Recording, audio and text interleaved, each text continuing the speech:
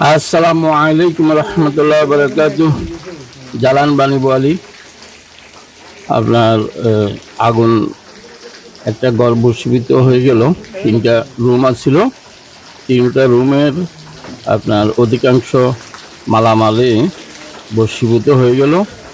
সবাই কাজে ছিলেন, কাজে থাকার কারণে তেমন কোনো ইনজুর্ড হন নাই। একজন ঘুমিয়েছিলেন, তিনি তাও আবার বেরিয়ে আসতে সক্ষম হলেন।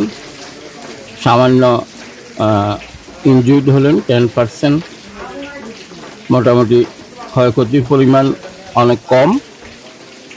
সবাই বিভিন্ন কাজের লোক ছিলেন।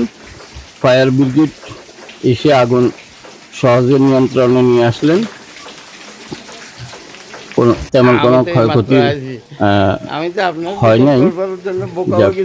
সবাই নিশ্চিন্ত থাকবেন।